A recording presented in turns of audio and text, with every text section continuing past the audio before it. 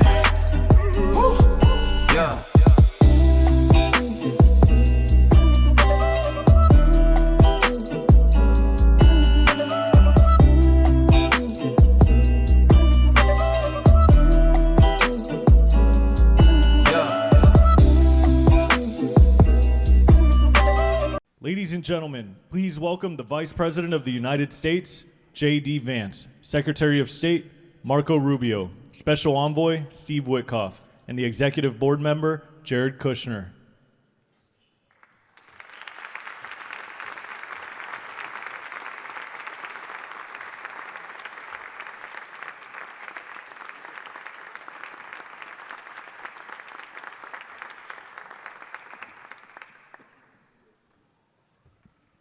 Ladies and gentlemen, 34 and a 37, that's a long time, and we ended it in about 2 days, each one of those. But we have some other work to do, and we're getting it done. Gaza is very complex. It's been amazing. I want to thank Steve and Jared for an amazing job. Marco's over there watching. Everybody's fantastic, and JD, what a job. They're all doing. It's a team. I think it's the best team ever assembled. And you see that by the results. So today is a tremendous honor to welcome you all to the United States Institute of Peace for the inaugural meeting of the Board of Peace. Very important. I believe it's the most consequential board, certainly in terms of power and in terms of prestige. There's never been anything close, because these are the greatest world leaders. Almost everybody's accepted, and the ones that haven't will be. Some are playing a little cute. It doesn't work. You can't play cute with me. But they're playing a little bit. But they're all joining. Everybody, most of them very immediately. A few that we really don't want because they're trouble. Take care of them. But this is the most prestigious board ever put together. You know, I've seen some great corporate boards, I've seen some great boards, period. It's peanuts compared to this board, because we have virtually everyone is the head of a country other than Johnny, but he's the head of soccer, so that's not so bad, right, Johnny? I like your job the best, I think.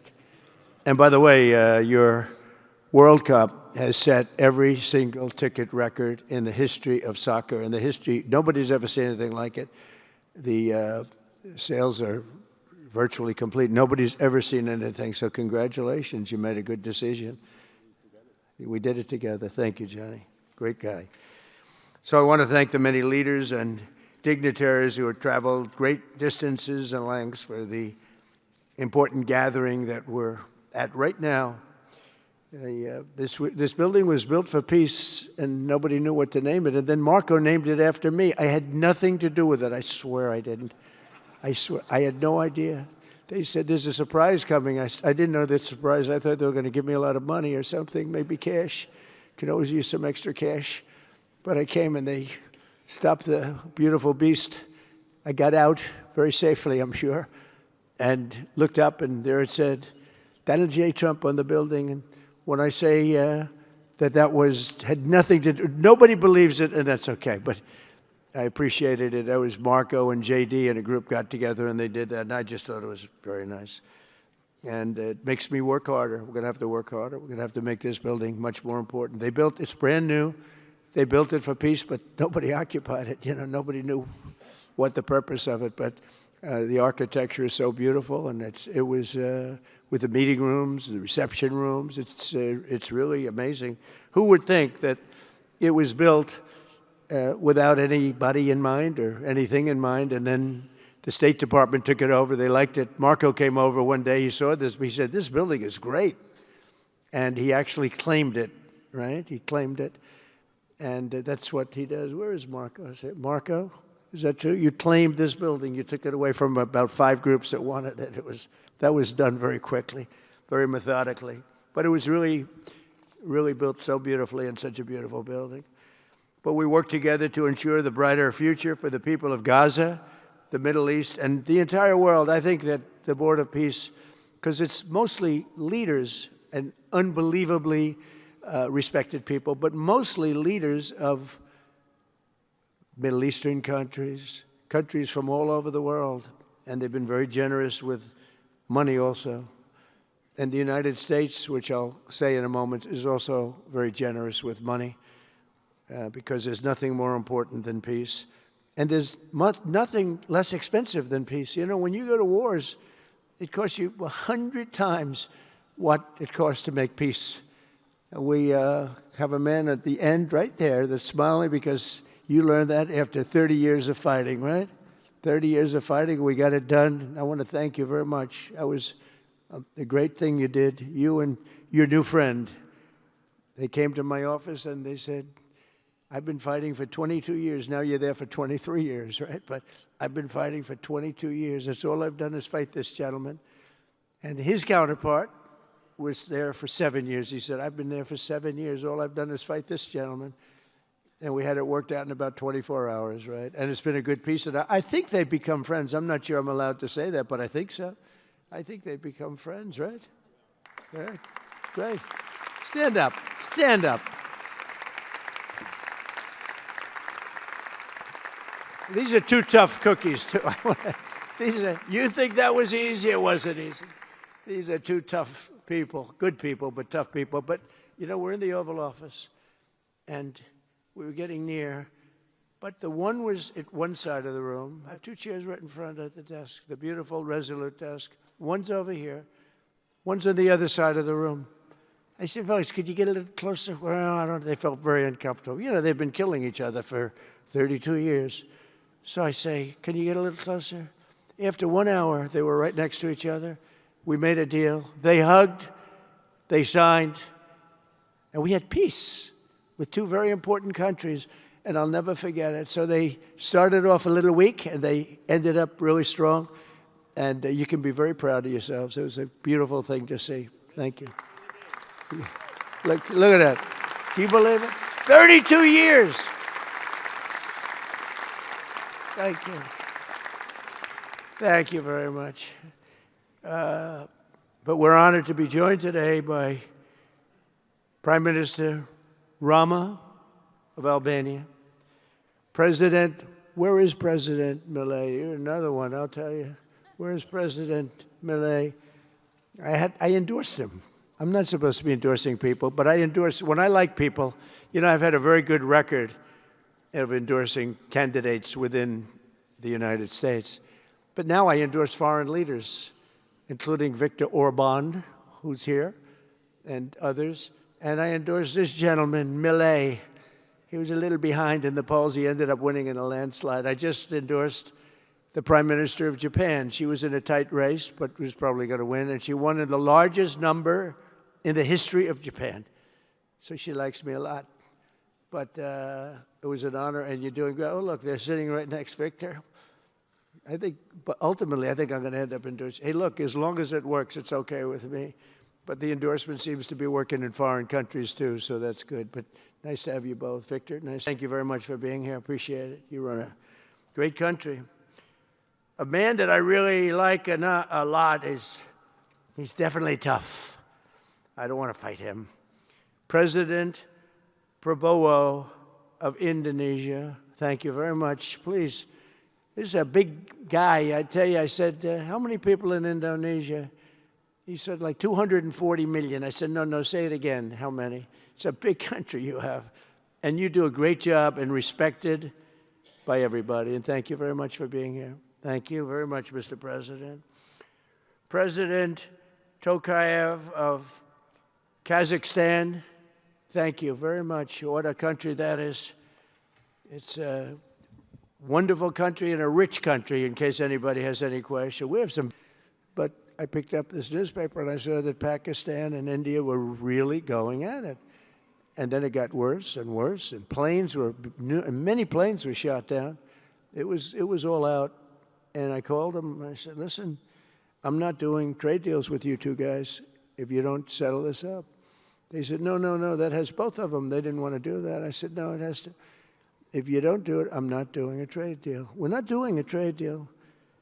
And they do a lot of business with the United States, and they sort of softened up all of a sudden. And all of a sudden I read where there was a little bit of a pullback by one, then the other, and all of a sudden we worked out a deal, right? But I said, if you fight, I'm going to put 200% tariffs on each of your countries, which essentially makes you not allowed, you can't do any business. One of them, I won't say which one, said, no, can't do that. They both wanted to fight. But when it came to money, it's nothing like money. When it came to losing a lot of money, they said, I guess we don't want to fight. And we solved that deal in 2-3 days, right? And we did. We said, these are two very powerful nations. These are two nuclear nations. And I don't want to say what was going to happen, but, bad things happen. So, Prime Minister, I want to thank you, because that was a very big deal. People have no idea. A lot of them say, oh, well, they weren't fighting. They were fighting. 11 jets were shot down, very expensive jets. And they were all in. Both of them were all in, and now they're not. And I think we'll always be able to settle up with them. I really do. I think you're going to have, it's a lot of progress was made, even in the relationship. And Prime Minister Modi also, you're fantastic. And a lot of them come and work in this country and help us in this country, as you know. And it's they are just really, really solid people. President Mirziyoyev of Uzbekistan, who is where? There he is, and a friend of mine. He's got one of the most difficult names in history, but that's okay. It doesn't matter. Your country's doing great. You're doing great. And just no problems. Every time I see him, nope, we're doing good. No problems.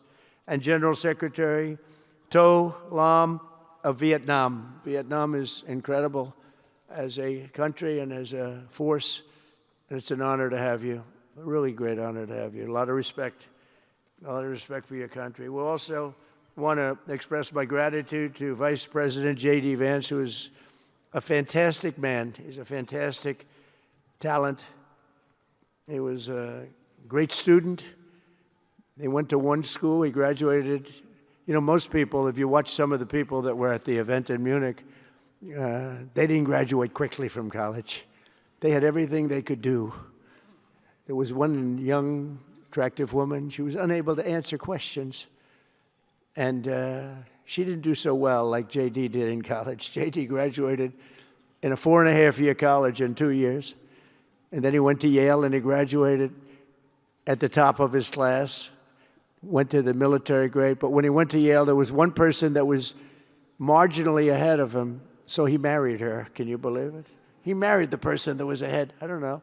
I always like to say J.D. was first and Usha was second, because I get a little uncomfortable when I say them. But he's been incredible. He's a brilliant guy and a great guy, and he's been my friend. All of our people, we have a fantastic group of people, our cabinet members, everybody, many of them here. But J.D.'s been great. Thank you very much. He gets a little bit tough on occasion. We've got to slow him down just a little bit on occasion. He says his mind. Now, then we have the opposite extreme. We have your friend sitting in the back. Your best friend sitting in the back is Marco. Marco does it with a velvet glove, but it's a kill, right? The result is the same. They do it very differently. And Marco, you really did yourself proud 2 days ago in Munich. In fact, so proud that I almost terminated his employ because they were saying, why can't Trump do this? I do, but I say it differently. But Marco, don't do any better than you did, please. Because if you do, you're out of here. But no, I want my guys to do great. And the acclaim he's gotten and the acclaim J.D. gets is great. We have smart people. And when you see the representatives there, like Gavin Newsom, he didn't know what he was doing. They didn't even know why. He didn't know why he was there. Or AOC, she was unable to answer a simple question. And she could have said, well, I'm studying it, and I'll report back to you next week. You know, you can get away with that. But she just went, it's actually, I think it could be a career-ending answer, because for 25 years, anybody running against her, I think Susie is going to use that little piece of stuff. It was not good. It was not good. That was not a natural. So I want to thank J.D. I want to thank Secretary of State Marco Rubio. They're extraordinary. I want to thank Special Envoy for Peace, Steve Witkoff, who has been unbelievable. You know, I took Steve because I was a developer in New York, really successful, actually much more successful than Steve, but I don't want to say that. I'm not going to say that, Johnny. I refuse to say it. But I saw something in Steve. Steve's a great negotiator. Everybody loved him. All these developers, and they're tough. You know, New York developers tend to be on the tough side. And, you know, most of them hate each other. Like a lot of the people in this room hate each other. You know, it's sort of natural, I guess. But we're bringing love back into the room like the old days. But everybody loves Steve. Every developer, the worst, most evil people, horrible human beings, actually. And they love Steve. So I remember this, and we had some conflicts, to put it mildly, in the world. And I said, Steve, how would you like to be Henry Kissinger Jr. that doesn't leak? And he said, are you a leaker, Steve? No. He didn't even know what the word meant, and it's true. I always say Henry Kissinger, who was one of the great leakers of all time, by the way, Richard Nixon said to him, Henry, who's leaking all this stuff? I don't know, Mr. President. It was Henry. It was like, these are little stories I like telling you. But Steve has been unbelievable. Everybody likes him. Ukraine loves him. Europe loves him. Russia loves him. I mean, there's nothing wrong with this. He goes to see President Putin. Didn't know Putin. I set him up a meeting to see. I said, how's Steve doing? Sir, he's still inside. Oh, that was an hour. I called back. Tell Steve to call me when he's finished. I want to find out what the hell is going on. We want to end that war. Sir, he's still inside. 3 hours, 4 hours. They were together for 4 hours, the first meeting. That's talent. And they get along. I mean, people like or don't like Putin or Zelensky. They get along. Same thing with Zelensky. I mean, they all love Steve, and Steve's doing a great job. That's a tough one. That's a much tougher one. I would have thought that some of the ones that we settled that are up here would have been, I thought this would be easy, because I have a very good relationship with President Putin. I have a very good relationship with President Xi. I'm going to be going to China in April. That's going to be a wild one. I said, but we have to put on the biggest display you've ever had in the history of China. You know, last time I went to China, President Xi, he treated me so well. He gave me a display. I never saw so many soldiers all the same height, exactly the same height within a quarter of an inch. You can do that when you have 1.4 billion people. You know, lots of shoulders. Everybody was within about 1/8 of an inch the same height. I said, if they put their helmets down, you could have played pool on the top of their heads. And it was pretty amazing. But I said, you got to top it. He said, I'll top it. We're going to top it. We're going to have a lot of the people, most of the fake news back there is going to be going. So we have, Steve has done a great job. And then a little bit later on, we brought Jared in. Jared was responsible for the Abraham Accords, which is incredible. Nobody else could have done that. A very smart guy. And we're making Jared an envoy also, envoy of peace. They're both envoys of peace. And you couldn't get two. I tell you what, I watch these two guys. I say, at least we're covered from an IQ standpoint. These two guys walk into a room. And but people like them both, you know. They're good people. And they like them both. And they've had some very good meetings. They've had some very interesting meetings having to do with, as you know, Iran is a hot spot right now. And they're meeting, and they have a good relationship with the representatives of Iran. And, you know, good talks are being had.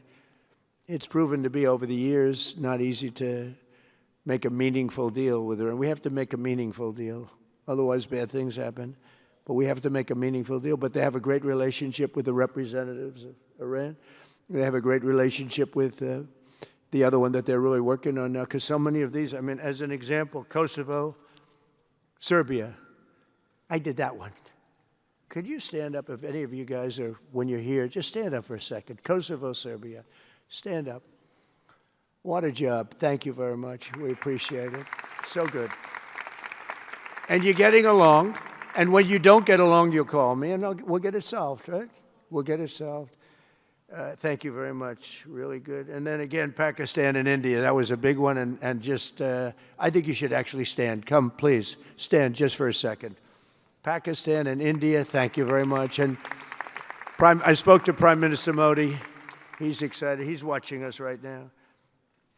Egypt and Ethiopia. We're going to get that. You know, there's a little dam that got built. Little dam, like maybe the largest dam in the world. Built and financed, of course, by the United States brilliantly. And having a little trouble getting water to the Nile. That's a tough situation, but we're going to get that solved. Armenia and Azerbaijan, we talked about. And again, thank you, fellas, very much. Great job. Great job. Thank you. Cambodia and Thailand. So incredible what you did, that you got together and it all worked out. They're watching right now on closed circuit. Thank you very much, and thank you. That was a big one, Cambodia and Thailand. These are nasty fighters, I have to tell you. These fighters are nasty. Now we talk about, you talk nasty fighter, you're nice guys compared to this. Congo and Rwanda. That was, and we've got them pretty peaceful. There's little flare-ups every once in a while. I'll get a call once a week. Sir, there's a flare-up in the Congo again. We'll get it straightened out, right, Susie? We'll get it straightened out. And Israel, as you know, with, you could say Israel in numerous countries if you want to really know the truth, but Israel and Iran, and we'll see where that goes. But when you think of Israel, we've done the biggest thing of all. We have peace in the Middle East right now. That's bigger than people said it couldn't be done. For 3,000 years, they've been talking about Middle East. They said it couldn't be done. And you look at what's happened in Gaza. And one of the keys to it was when we took those beautiful, magnificent, we just ordered 22 more of them, updated model. The B-2 bombers are incredible. I never understood the B-2 bomber. I'd watch, it's a wing. And I've never quite understood that, Johnny. I'd look at it, I'd say, it was beautiful, but what does it do? It carries very big bombs. And it went into Iran, and it totally decimated the nuclear potential. And when it did, when it decimated that, all of a sudden we had peace in the Middle East because there was a black cloud hanging over the Middle East, and if that wasn't done, that cloud would have been there. And countries like Saudi Arabia, countries like Qatar, countries like, nobody could have signed. You would have had that threat. Nobody could have had, you couldn't have had peace in the Middle East. So now we may have to take it a step further, or we may not. Maybe we're going to make a deal. You're going to be finding out over the next probably 10 days. But this meeting today is proof with determined leadership nothing is impossible. When I leaving at Gaza that is properly governed throughout, the whole area is going to be, so many countries that have really nothing to do with the Middle East, but they're maybe somewhat close by. They're all involved. They want to go in and fight. They tell me all the time, we'd like to send soldiers to fight if it's necessary. And I don't think it's going to be necessary. We have two countries that want to go in and do a number on Hamas. I said, I really don't think I hope it's not going to be necessary, because they made a promise, and they promised me get rid of their weapons. Looks like they're going to be doing that, but we'll have to find out. But it's no longer a hotbed of radicalism and terror. And to end that, we have today, and I'm pleased to announce that Kazakhstan, Azerbaijan, UAE, Morocco, Bahrain, Qatar, Saudi Arabia, Uzbekistan, and Kuwait have all contributed more than $7 billion toward the relief package. That's great. Thank you, fellas. Thank you.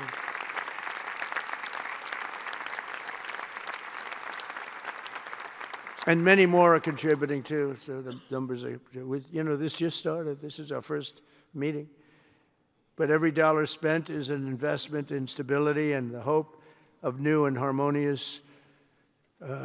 It's a region that's so important, it's so vibrant, it's so incredible. The people are so incredible, but we want to have a harmonious Middle East. The Middle East is amazing. So many friends in the Middle East, they're so smart. Sometimes they're too energetic. That's a lot of people bring the stars to the area, and they're really known. People in Gaza know every one of them, right?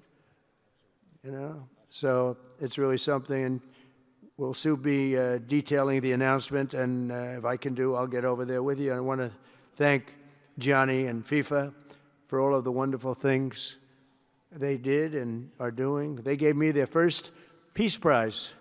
They gave me a Peace Prize. I think they saw that I got screwed by Norway, and they said, let's give him a Peace Prize. I mean, very good. Thank you, Johnny. I appreciate it. Johnny's very smart. He's very, very smart. The nations represented here today, just in closing, are not just contributing money.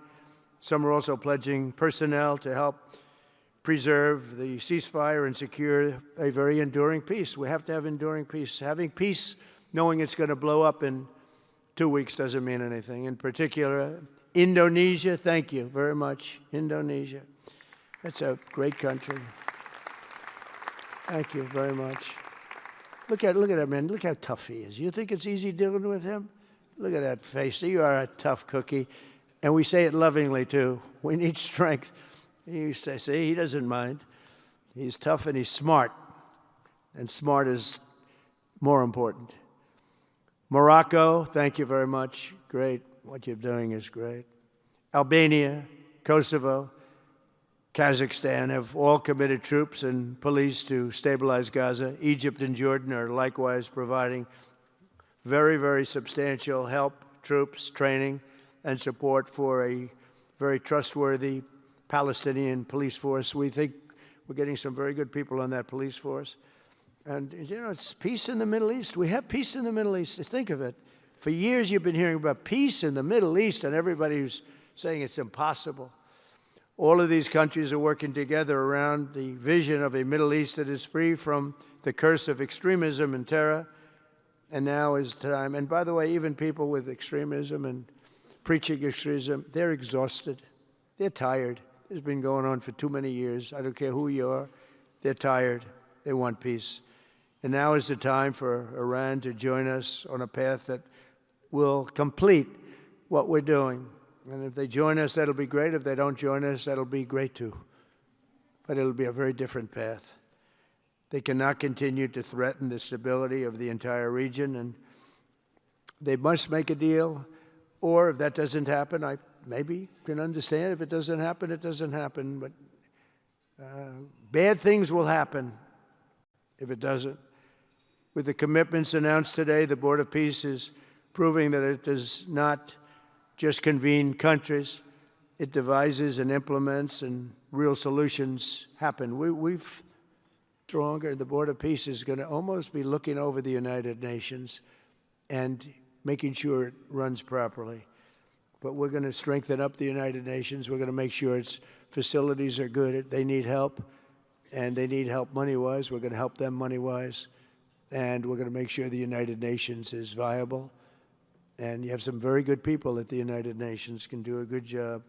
But as I said, I've said it for years, United Nations has tremendous potential. A lot of people didn't like when I said it. They said, oh, you shouldn't say that because, you know, we don't care about the United Nations. No, it's really very important, and I think it's going to eventually live up to potential. That'll be a big day. So I want to thank everybody for being here. You're my friends. You're great leaders. You're great people. And I can honestly say, you know, you're strong leaders. You're tough leaders in many cases. And every single one that I'm looking at that's right here, I've gotten to know and I've gotten to respect. And really, you're friends of mine. And if I can help you at all, you let me know. But this is going to be something, the Board of Peace will be something that, the likes of which I don't think anybody's seen before. And thank you all very much. It's a great honor. I'm going to ask J.D. Vance to come up and say a few words. Thank you very much.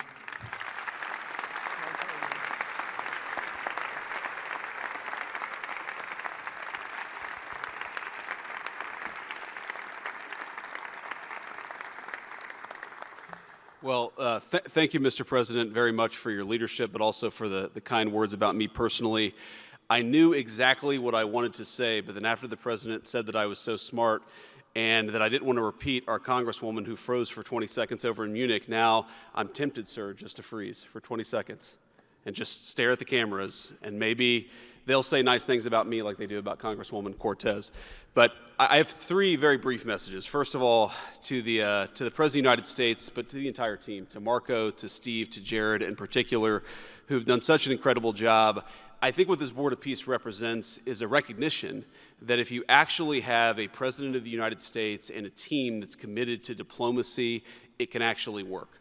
When I look at what happened to Israel on October the 7th, all those innocent people who were murdered, the fact that you had all of these hostages, and of course, a terrible war that came from it, I remember thinking to myself, how is it ever going to be possible to get these hostages home safely, to make it possible for the people of Gaza to actually have a reasonable future, but also to ensure that Israel is never attacked again? It turns out the answer was you just needed a president who was committed to the effort and committed to the work, and that's what we had, thankfully, under the leadership of this president. And you got to make peace, but then you have to make the peace stick.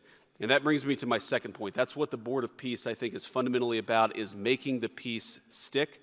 And it's an incredible thing that you guys have all done. So to all of the leaders gathered here today who are investing in the future, who are investing in peace, we're grateful to you. We're grateful for your partnership. And in particular, I think to the President of Azerbaijan and the Prime Minister of Armenia, who I just saw last week, thank you all for making it possible and for showing what real leadership can accomplish. When you set aside weapons and killing and destruction and invest in your people and invest in prosperity, it can create great things. So thank you both for what you did. I think it showed great leadership. And finally, to the American people, I think it's important that the American people recognize why we're here today. And the reason that we're here today is, yes, to save lives and yes, to promote peace, but this creates incredible prosperity for the American people. The countries represented here represent trillions of dollars of investment in the United States of America that would not have been possible without this president's leadership and advocacy for peace. The economies here represent millions of American jobs of people who are receiving products built in American factories and made by American workers would not be possible without a focus on peace. So, Mr. President, while I think this is great for the world, I also think it's really, really great for the United States of America, so we're looking forward to the partnership. With that, I want to turn it over to the MC for the rest of the program, and that is our great press secretary, Carolyn Levitt. Thank you.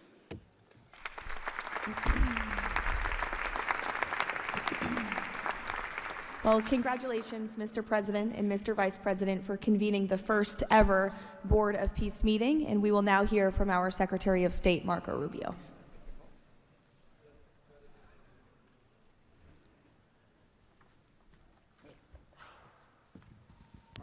I'll be brief and to the point. We want to talk a little bit about the strategic vision of this organization and begin doing so by first acknowledging that we are here today because the President of the United States, Donald J. Trump, has both an ability and a willingness to use the power of his office to think outside the box. And that's why we're here today. This was a very unique crisis in Gaza, one that the existing international institutions could not solve or figure out. It needed a very specific type solution that required the partnership of all the nations that are here, including those that are here on an observer status. And we appreciate you coming today and being a part of this as well. And that's the point I want to drive home today. And soon you'll hear from Steve and Jared, who, by the way, deserve an incredible amount of credit for pulling this together and working countless hours and traveling all over the world. They truly deserve our appreciation and thanks for the work they've put in under the leadership of President Trump to make this possible. This Gaza situation was impossible to solve under orthodoxy, under existing structures. And so what we did is they went to the UN, and they got the UN's approval to put this group together and bring these nations together to come up with a very specific solutions to a very unique and specific problem. We have a long ways to go. There's a lot of work that remains. It will require the contribution of every nation state represented here today, and we thank you for being a part of it. And we hope that this can serve as a model for other complex and difficult situations so they can be solved in the same way. But right now the focus is on this one. We have to get this right. There is no plan B for Gaza. Plan B is going back to war. No one here wants that. Plan A, the only path forward, is one that rebuilds Gaza in a way of enduring and sustainable peace where everyone can live there side by side with one another and never worry again about returning to conflict, to war, to human suffering, and to destruction. And again, Mr. President, thank you for having the vision and the courage to pursue something that has never been done before, and we're not done yet. And thank you to Steve Witkoff and Jared Kushner for the time and the work they've put into this. And thank you on behalf of the State Department and the U.S. government to all of the nations that are here. Every one of you is indispensable, including our observer partners, who we hope can find your way to join us at some point as officially part of this. But we are grateful for the fact you're here today and the contributions you've made already. Thank you.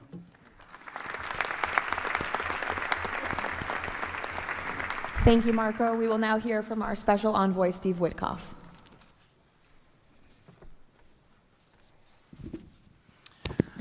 Thank you, everybody, for being here. I don't know if we ever believed that this was possible when we first started envisioning a Board of Peace, but of course, under the President's indispensable leadership, and it begins with that. It begins with President Trump's leadership and his direction. We are here today, and it's pretty amazing. I think we have some people to thank. We had an amazing partnership between the mediating countries, Qatar, Egypt, Turkey, Prime Minister Mohammed. You are an exceptional human being. You really are. Ali, thank you for everything you did. That's you right over there, Ali. Wherever Hakan is, Hakan, you were amazing. And so was Ibrahim and President Erdogan, and of course, to the Egyptians, Badr, I know you're smiling because we went through so much, and General Hassan was amazing. We all became friends here, and Prime Minister Sisi, President Sisi, pardon me, and so many others. But our team, JD, your insight, your counsel, and Marco, you're an amazing secretary, and it's a privilege to work for you. And Jared, you are my dear friend and the best partner I ever had. You are an amazing person. But Mr. President, it is my greatest honor to work for you. It is the blessing in my life. I've had many blessings. I don't have to be a practicing lawyer anymore, but this is my greatest blessing. But I also have to mention one other person who is important to this discussion. Oh, the Israelis, I forgot. Prime Minister Netanyahu. Without him, much wouldn't have been accomplished as well. And that's really important that we acknowledge him here today, and Ron Dermer. But a person who doesn't care much about the acclaim, we have to acknowledge too, and that's you, Susie. Because I would come back and you would say to me on every trip, what can I do for you? This matters. And you are an inspiration for all of us. So I thank everybody, and let me get on to, am I going on to the next slide? Sure. Caroline? Sure. Okay. So with regard to the hostages, we're here today, again, I say it, I know it sounds redundant, but we're here today because of President Trump. Without him, none of this was possible. There were 251 hostages. 168 came out alive. 83 bodies were returned to their families so that they could grieve and remember their loved ones like in a normal way, in a way that brought their families together. So that was just as important. This was a monumental effort, and I want to tell a story about the president. Every time a hostage family came to visit with us, they were not on the president's schedule. I would walk down to the Oval Office, I would tell the president that there was a hostage family here, and he would say, "Steve, bring them up." Every single time. Mm-hmm. And when we got the last 20 out, we had a celebration at the White House, and I could see the emotion on the president's face. And he came up to me and he said to me, "I have to tell you, this is my 5th year in the Oval Office, and I don't know that I've ever had a more special time than this moment with these people, seeing them come home."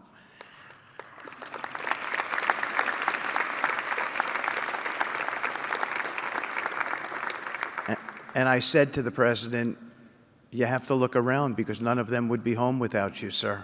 None of them." So I only want to tell you, Mr. President, you gave me my greatest honor to work on this effort, and I thank you.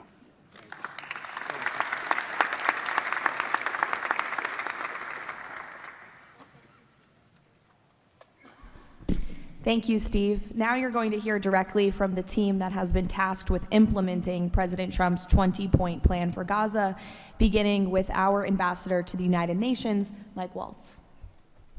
Thank you, and thank you, Mr. President, Excellencies. First, let me wish everyone a happy and prayerful Ramadan. Thank you so much for joining all of us today. Mr. President, Excellencies, bottom line, humanitarian aid has absolutely surged since the Gaza war ended. Our Central Command, our great military, is working together with Israel, with the UN, so many countries here to coordinate the aid, to make sure there's deconfliction. Over 70 countries now are participating in our Civil Military Command Center, and here are the results. Aid is up. 4,200 aid trucks have entered Gaza each week for 13 consecutive weeks, the longest stretch of high-volume assistance to Gaza in years. Diversion is down significantly from prior to the ceasefire, with less than 1% diverted this month. Food supplies are way up. We are reaching the full 2.1 million Gazans with aid, up 5 times from the delivery levels before the ceasefire. The percentage of households experiencing severe hunger has dropped from about 30% to down to 1%. As of this past February, drinking water has doubled, and child malnutrition has been cut in half. If we could go to the next slide. Mr. President, only under your leadership and this great team could we bring together the United States, Israel, Egypt, Jordan, the UAE, the United Nations agencies. Mr. President, bottom line, like you, this is a board of action, not a board of endless talk or speeches, and these results are a true testament to your leadership and the leadership of this great team. We are saving lives, and it's an honor to be a part of it. Thank you, Mr. President. Dr. Ali Shaith. It is my honor to be here representing the National Committee for the Administration of Gaza. Thank you, President Trump, for your leadership, for your continued efforts. A new governing authority is now in place for Gaza, with a clear mandate and a clear commitment to establishing development and stability. However, we are operating in extremely difficult conditions. Large parts of Gaza Strip are severely damaged, destroyed actually. Humanitarian needs are acute. Law and order remain fragile. This is not normal operating environment, President, which is precisely why discipline and prioritization matter. Our priorities, therefore, are defined into 4 categories.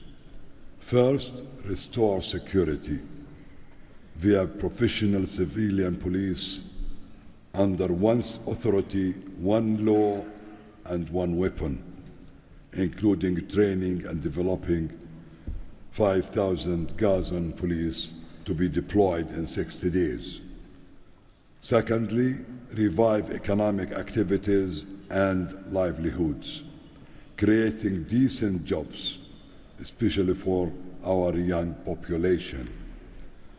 Thirdly, ensure sustainable emergency relief as described earlier. Fourthly, restore basic services including electricity, water, health, and education. And last but not least, the access and movement. Our mandate is simple, President. Step by step to build the foundation for lasting peace, dignity, and prosperity for the people of Gaza.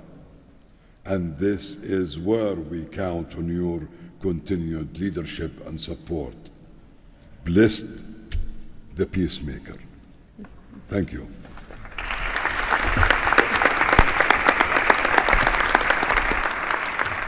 Thank you. Now, Nick Mladenov. Thank you, Caroline, and thank you, Mr. President. Today, we're very happy to announce that we're creating the Office of the High Representative for Gaza of the Board of Peace, which will be there to support, to guide, and assist the National Committee for the Administration of Gaza, hopefully removing the roadblocks that they will be facing in taking over civilian and administrative control of the Gaza Strip. We plan to work in full transparency under the guidelines of and supervision of the Board of Peace and the Executive Board.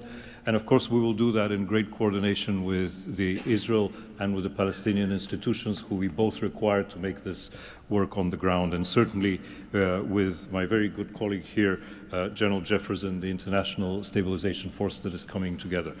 Mr. President, if I can actually use the opportunity to announce some breaking news that as of this morning, we started the process of recruiting Palestinian police force that Ali was just referring to. And just in the first few hours, we have 2,000 people who have applied to join a new transitional Palestinian police force to be formed in Gaza under the authority of the National Committee with the support of the Board of Peace, trained in Egypt, where we have received an excellent proposal of how to do that forward. And this is critical to what we need to do as we begin this process. And if we may move to the second slide. It is this Palestinian security force under the authority of the National Committee for the Transition Period that will allow us to ensure that all factions in Gaza are dismantled and all weapons are put under the control of one civilian authority. The only way to do that is the full implementation of the 20-point plan and the UN Security Council resolution, which binds us all to make sure that that is the way forward. We have now a fully agreed framework with the mediators on how to do this, and I thank very much the state of Qatar, Egypt, and Turkey for their excellent support in this. We now need to move forward on communicating it and negotiating the details of the implementation plan with the factions on the ground. But rest assured to all of you that we're on the right track, and if I can ask one thing of all of us, is to make sure that we have one message. There is no other option except the full demilitarization and decommissioning of all weapons in Gaza for reconstruction to begin and for people to have a new way of life going forward. Thank you.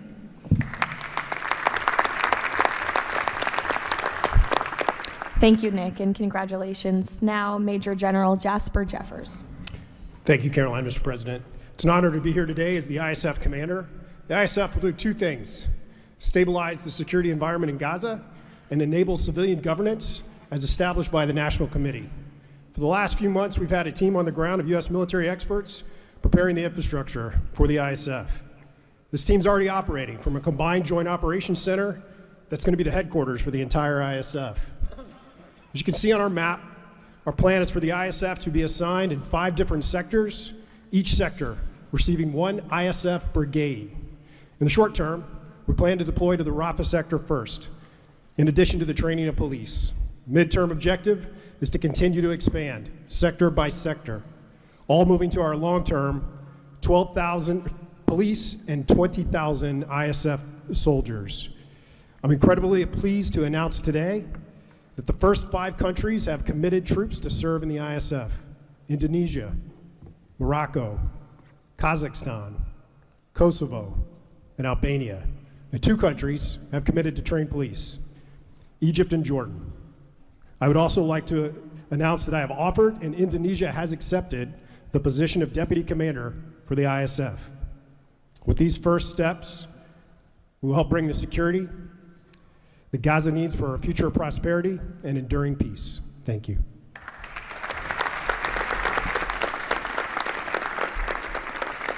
Thank you, Major General. Mr. Tony Blair. For decades, Gaza's governance has been characterized by extremism, corruption, ineffective institutions, and the complete absence of a route to prosperity for the Gazan people. Yet, as President Trump recognized, its potential has always been vast. 25 miles of Mediterranean coastline, proximity to great regional and global markets, and a young, dynamic population with a median age of 19. So today we set out profound changes necessary to rebuild Gaza for Gazans. Gaza not as it was, but as it should be, including its governance. Effective public institutions serving the people, a business environment where enterprise flourishes, an education system educating the young for tolerance and achievement, and a tech-enabled society making the most of the digital revolution.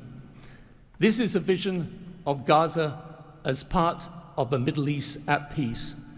Not a phony piece of declarations no one means and agreements no one intends to keep, but a genuine commitment to a region where, whether you're a Muslim, Jew, Christian, of any faith or none, you can rise by your own efforts and feel your government by your side, not on your back.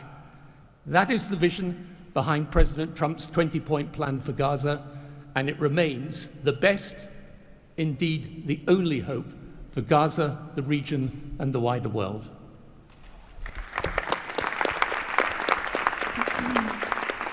Thank you. Mr. Yakir Gabay.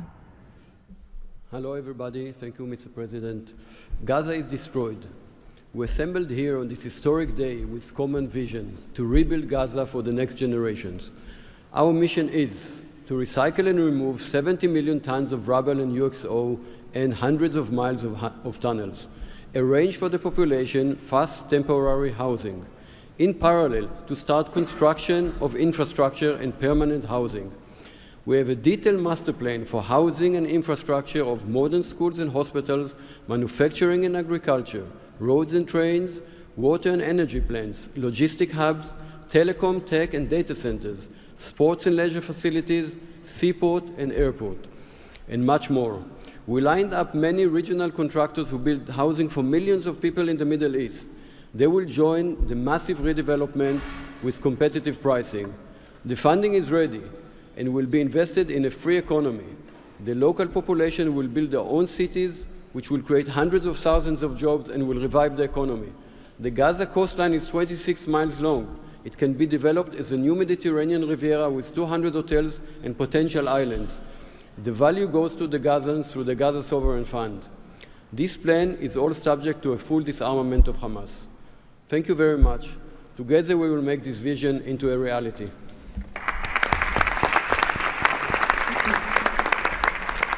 Thank you. Mr. Liren Tanmin.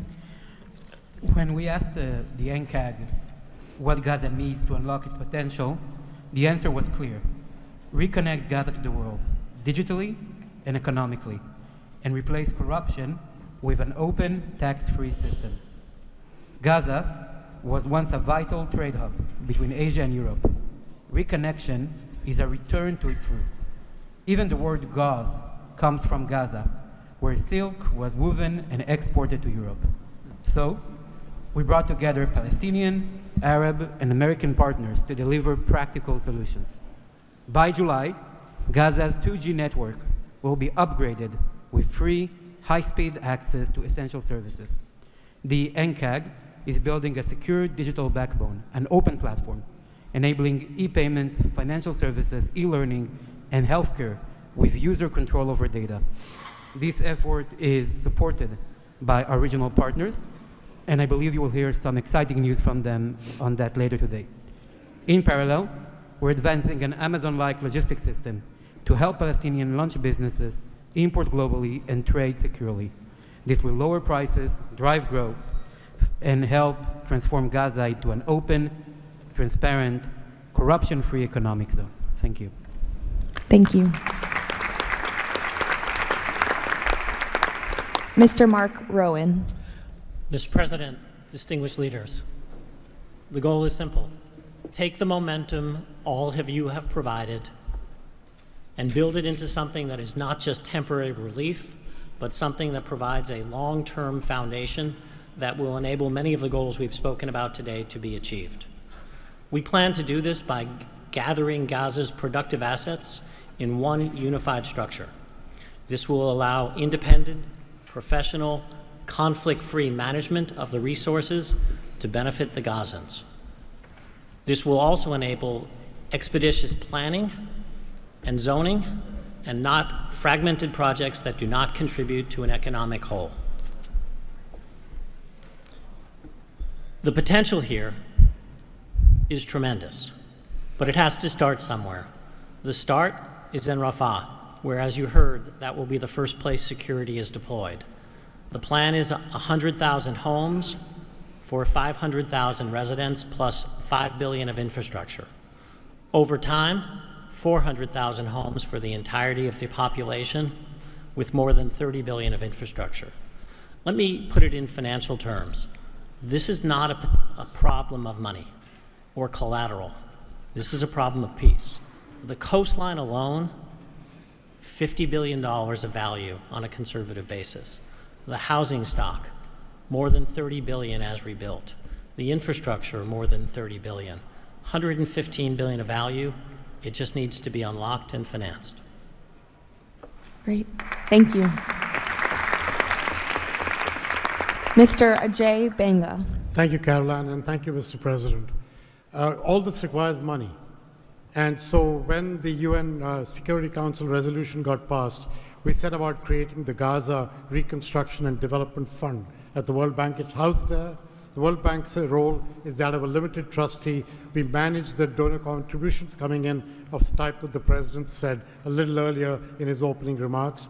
And then we help to manage that money while it stays with us. And under the direction of the Board of Peace, we disperse the money for reconstruction and development projects in Gaza. This fund is ready to receive the donations that he spoke about just a little while ago. The second part of the story is that you as donors deserve the right to know that the money is being used in a transparent way. We are helping, along with the Board of Peace, which takes the ownership of ensuring that the right kind of financial, legal, and oversight mechanisms are being put in place. We've even assigned a financial controller from the World Bank on a secondment basis to the Board of Peace to ensure that we can try and help build the best standards in this process. Now, this is just the beginning. This work is going to need 2 or 3 things that the World Bank Group can bring to the table. The first is leveraging of public finance. Because of our AAA rating, we have the ability to leverage private bond money to help to create the resources we need to do what Mark just talked about. The second is we can de-risk private investing. And the third is we have people on the ground and expertise and knowledge of doing this kind of work in other markets.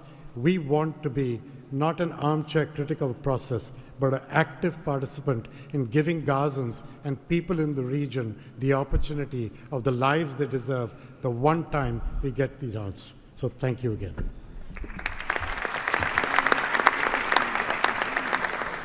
Thank you all for your tremendous work. Before we turn it over to many of the distinguished leaders who are here today, we are going to hear from Mr. Kushner to talk about the future of the Board of Peace. Thank you, Caroline, and thank you, Mr. President, Mr. Vice President, Secretary Rubio. We cannot change the past, but I think that what you're seeing today is that we can potentially change the future if we focus and do this in the right way. We tried to structure this meeting like a proper board meeting, like we do in the private sector, where we have all the preparation, we get the right people together, and we really report on what our challenges are, what the opportunities are, and what are the approaches. What you've seen today is just a small sample of the work that's been done, and I really want to thank the entire team that's worked so hard at this. A lot of these people are volunteers. They're doing this not for any personal gain. People are not personally profiting from this. They are really doing this for their children and for their grandchildren, and because they want to see peace. One small anecdote is Liran said to me, "Are you sure I should be presenting? I'm a Jewish Israeli and I'm working on Gaza and all these things." And I said, "That's exactly why you should be presenting today." If Jews and Muslims work together, Israelis and Palestinians with Americans and English and Bulgarian and people from all around the world, then we can kind of join on a common goal, which is peace and togetherness, and that's really what we've done. I want to thank President Trump. I remember working with you on your first foreign policy speech in 2016 that you gave at the Mayflower Hotel, and at the time, those ideas were considered to be very, very radical. What I saw as somebody who didn't have any foreign policy experience were just common sense ideas. Why can't the world be better? Why can't there be peace? Why can't there be more prosperity for all people in all ways? And I think over the last decade, you really have changed the way that the world thinks about a lot of these things. And I think that this organization is bringing a new approach and new ideas and new people together in order to effectuate it. I'd really like to thank all the countries that joined on very early. I see this as a very self-selecting group of countries that really believe that the future can be different and wanted to join in partnership and put their reputations and their resources and their time and their ideas on the way to say, these are the challenges we're putting into that we're solving in our own countries. We want to come with new ideas because we've achieved success and we believe that the world can be better in that regard. So I don't have to go through these slides in great detail, but we've secured today, even without the president's amazing commitment, over $7 billion. As Mark said, we don't really have a resource issue here, although we are going to need everyone's support. We just need to be executing and doing this in a good way. We've dealt with the humanitarian issue. We've returned the hostages. But the one final thing I just want to talk about as well from our perspective is that the President Trump in his heart wanted to get the hostages home, but he also really wanted to help the people of Gaza. He saw the suffering that they were enduring, not through fault of their own, because of the bad leadership that they had, the situation they were born into. The war was a horrific, horrific situation. And I think through this process, thanks to Ali and the committee, we are now here to fully support the committee. We are here to help the people of Gaza, to lift them up and give them every opportunity to succeed. And we really see this as a partnership with them and with the Israelis to see if we can create an environment that can be peaceful, that can be functional, that can offer people the opportunity to really live a better life. And I think you've seen some of the work today, and hopefully we'll be successful. Like I said, the last one, failure is not an option, and we have to really push forward and keep finding ways to succeed with this. So really thank you, President Trump, Vice President Vance, and Secretary Rubio, and obviously Steve, who's been, like he said about me, I feel just about him. Working through all these challenges has been an absolute honor and a pleasure with you, and I've really been very lucky to have your partnership. So really thank you all, and I'll give back to Caroline. Thank you. Thank you, Jared. The war Hamas began has left. The war Hamas began has left Gaza in ruins.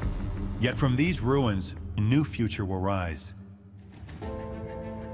President Donald Trump's unparalleled achievements in just a few months. The United States, together with key regional and global partners, has signed the 20-point Gaza Peace Plan, a blueprint for security, peace, and prosperity. All the hostages returned, the living ones to their homes and the deceased to burial. Ceasefire is stable, and the killings from both sides reduced by 99%.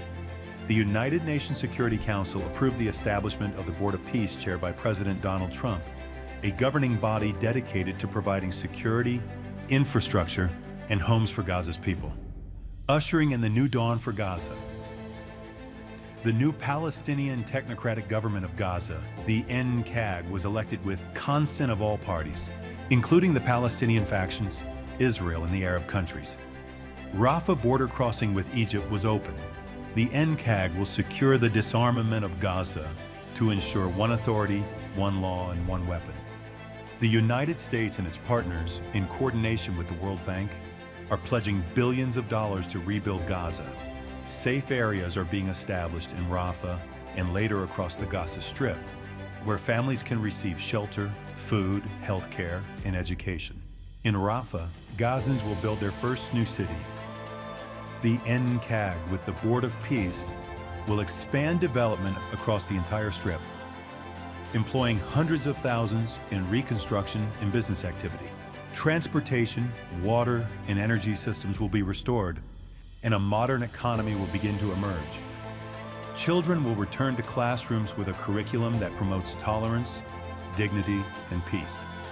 Our goal by year 3, Rafah fully rebuilt, unemployment curbed, and Gaza connected to the world through an Abrahamic gateway, linking it with Egypt, Israel, Jordan, Saudi Arabia, the UAE, and extending to India and Europe. By year 10, Gaza will be self-governed, integrated into the region with thriving industries and housing for all. This is the framework for Gaza's rebirth: secure, prosperous, and peaceful.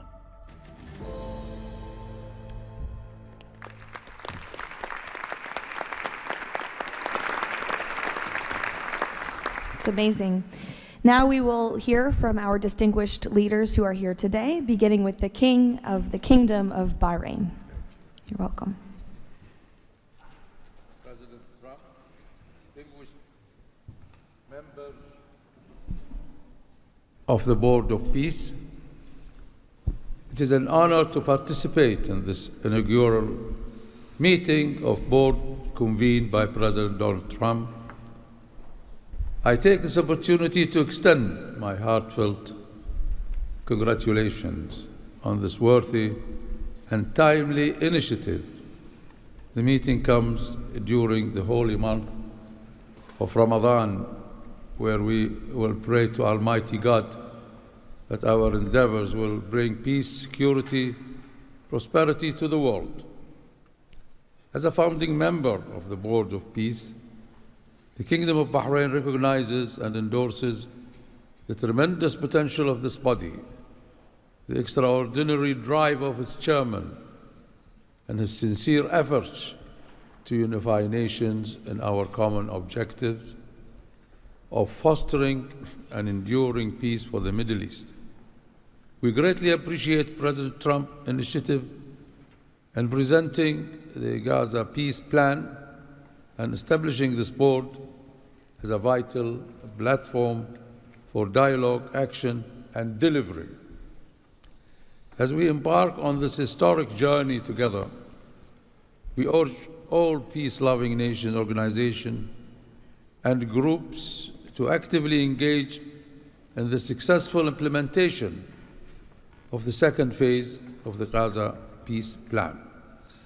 This includes ensuring a lasting ceasefire in Gaza, facilitating its reconstruction, and providing hope and new opportunities for the people of Palestine and Israel.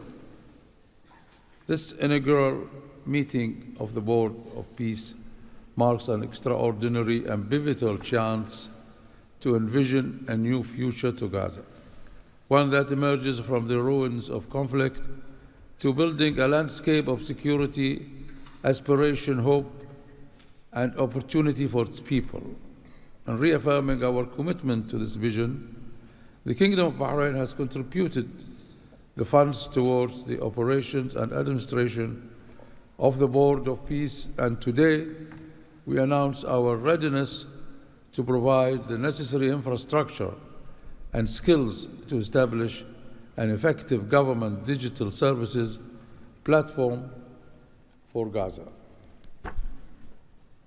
Our decision to join the Abraham Accord and enter into the CCPA agreement with the United States reflects our commitment to advancing peace and stability in the Middle East. The United States' historic and ongoing presence in our region has served as a positive force for stability, and we remain dedicated to strengthening our partnership. We look forward with optimism to working with the Board of Peace and all of our international partners who share our ambitions for a brighter future for all. Thank you, Mr. President.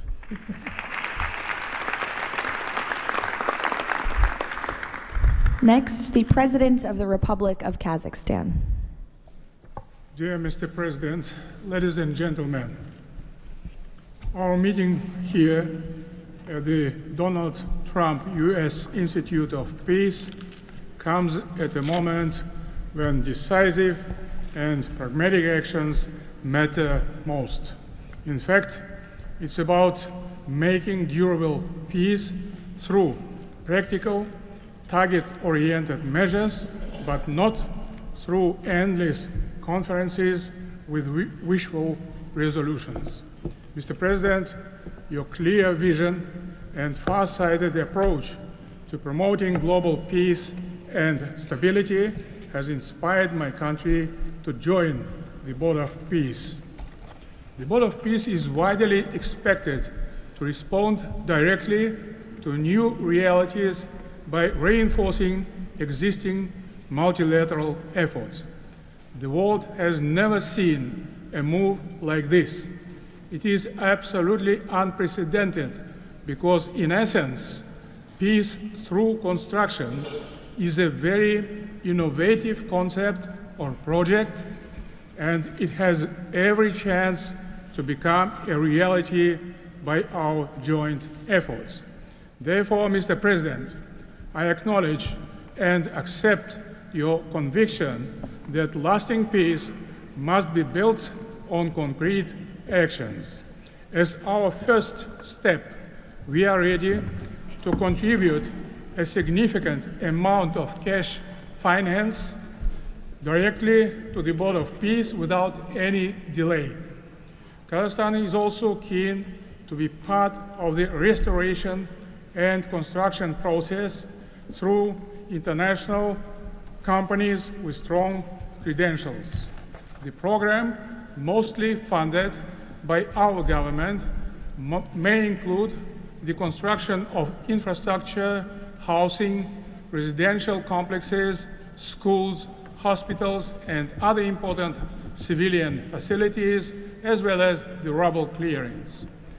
We pledge to fully accomplish our financial commitment toward the board. As one of the world's major producers of wheat, Kazakhstan is ready to provide humanitarian assistance to enhance food security in Gaza and beyond. Kazakhstan plans to provide 500 scholarships to Palestinian students to pursue academic programs in our universities over a 5-year period. We can share our internationally recognized e-government expertise and other digital solutions.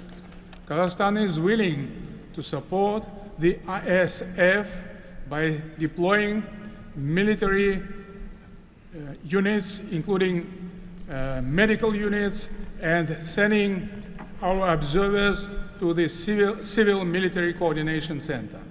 Sustainable development in the Middle East requires new ways to promote peace, cooperation, and trust across the region.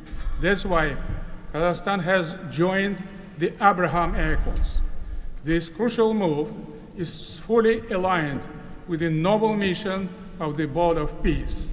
Both of them may constitute a solid basis for joint efforts to promote peace and security in the Middle East and to foster economic, humanitarian cooperation in the region and even beyond. Given the global nature of the board's agenda, Kazakhstan is committed to providing practical support, including through hosting meetings at different levels and scales. I also would like to propose to establish a special President Trump's Award of the Board of Peace to recognize his outstanding peace-building efforts and achievements. I am confident, Mr. President, that under your strong leadership, the Board of Peace will successfully deliver its great, noble mission. Thank you.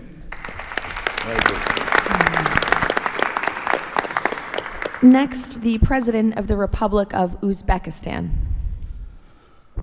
Уважаемый господин президент Трамп, ваше превосходительство, позвольте выразить искреннюю признательность президенту Соединенных Штатов Америки Дональду Трампу за созыв инаугурационного заседания Совета. Несомненно, сегодняшний саммит – это результат политической воли и прагматизма президента Трампа. Узбекистан поддержал миротворческую инициативу о создании Совета мира и твердо заявил о намерении принять практическое участие в ее успешной реализации. Убежден, что работа Совета позволит сформировать благоприятную обстановку для экономического и социального восстановления сектора Газа.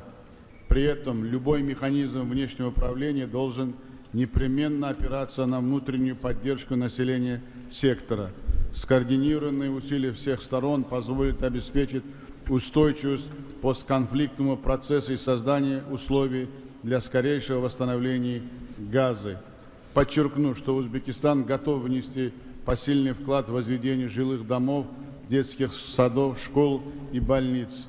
Уважаемые друзья, символично, что нынешний саммит проходит в Институте мира имени Дональда Трампа. Наша встреча является ярким проявлением международной солидарности, миротворчества и общего стремления к улучшению ситуации на Ближнем Востоке. Мы должны использовать эту историческую возможность для построения новой Газы с процветающей экономикой и достойным условием жизни для всего населения. Благодарю за внимание.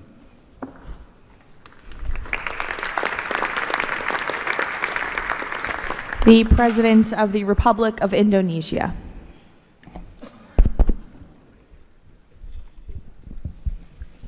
President Trump, distinguished delegates, Indonesia, from the first day that we studied President Trump's 20-point plan, we completely agree and we are fully committed to this plan, and that is why we joined the Board of Peace. We are committed to its success. We know there will be a lot of obstacles, there will be a lot of difficulties, but we are very optimistic. With the leadership of President Trump, this vision of real peace will be achieved. There will be problems, but we will prevail. We will achieve our dream of peace in Palestine, peace, a lasting and peaceful solution for the Palestinian problem and in Gaza. The achievements of the ceasefire is real. We commend this, and therefore we reaffirm our commitment to contribute significant number of troops, up to 8,000 or more if necessary. We are prepared to contribute the troops to take part actively in the international stabilization force to make this peace work. Thank you very much.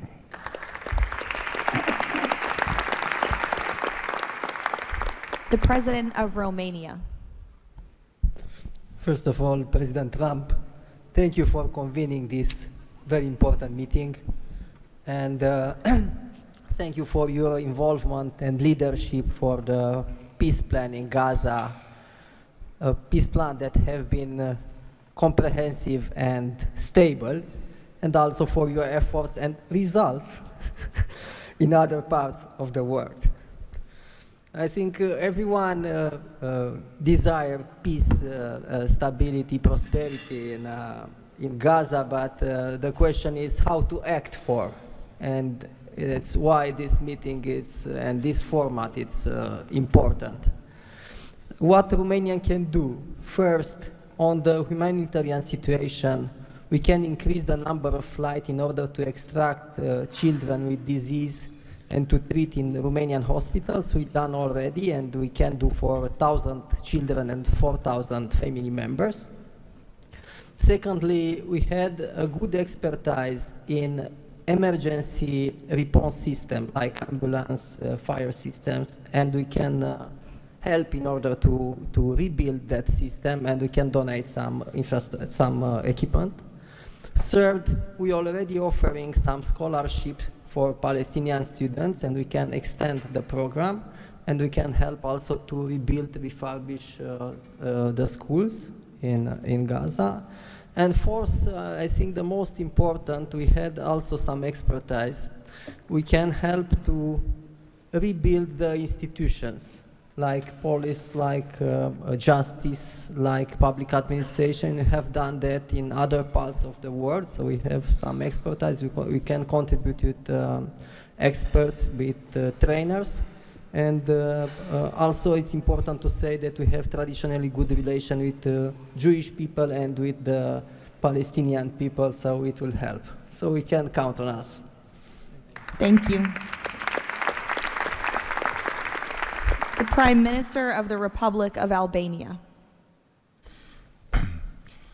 Thank you for inviting me to be part of this journey, Mr. President. The fully aligned bipartisan vote of support this initiative received in our parliament speaks for itself about how honored Albania is to be a founding member of this new organization. Many in Europe say the Board of Peace is meant to substitute the United Nations.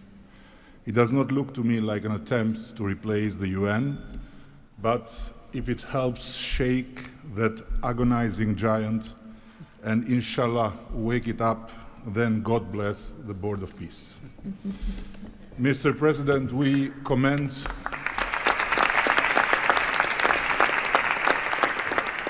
commend your decisive role in bringing a halt to the heartbreaking conflict in Gaza, and Albania has confirmed its participation in the stabilization force with our troops.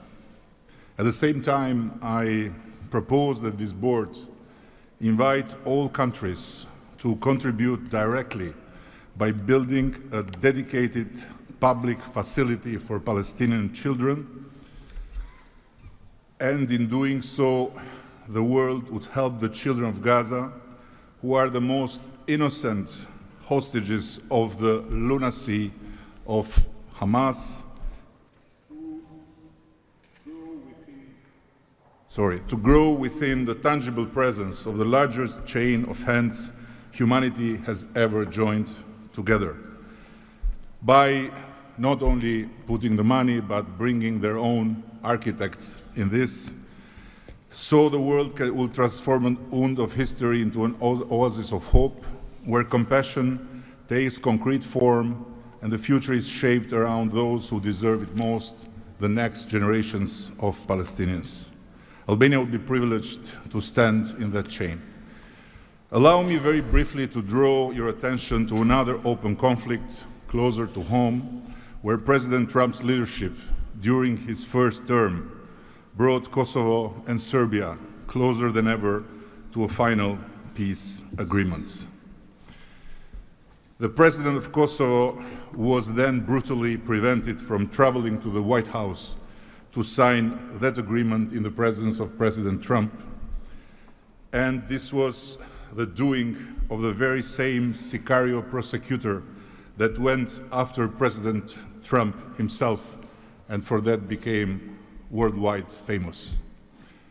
Today, the Kosovo president have now spent 6 years in pretrial detention before a special court in The Hague, sponsored by several democratic states, some of them present here, that should be shamed of that type of international justice.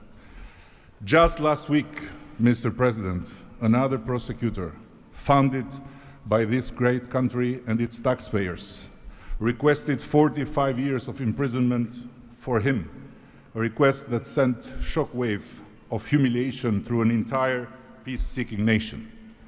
At this moment, only a few months stand between a man who rose from resistance to ethnic cleansing to become a peacemaker and the potentially devastating outcome in a court that has so far failed at every step to uphold the standards of democratic justice.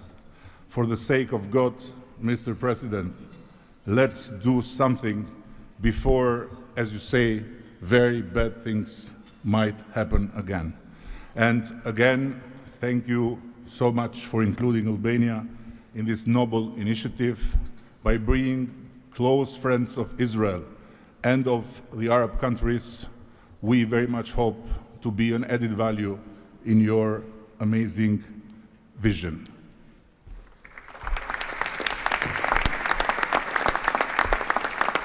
Next, the Prime Minister of Egypt. Your Excellency President Donald Trump, distinguished participants, I thank President Trump for convening this meeting. His Excellency's direct involvement and commitment to promoting peace in the region has been instrumental in achieving an end to the conflict in Gaza, which was previously considered untenable. Egypt supports President Trump's vision to usher in a new era of peace and coexistence among the people of the region, in which the Palestinian people enjoy their rights to self-determination and statehood, in accordance to relevant international resolutions. Egypt also appreciates President Trump's firm position on rejecting the annexation of the West Bank.